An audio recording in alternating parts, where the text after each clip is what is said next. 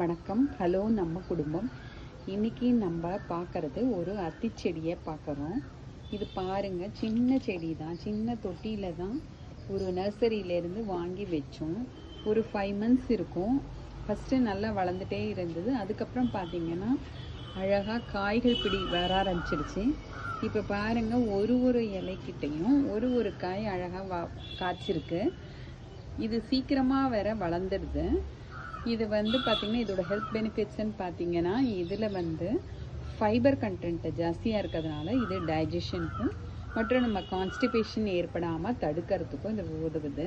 மற்றும் இதில் பொட்டாசியம்லாம் இருக்கிறதுனால நம்முடைய பிபி கண்ட்ரோல் பண்ணி ஹார்ட் இதையும் நமக்கு டிசீஸையும் நமக்கு ப்ரிவென்ட் பண்ணுது.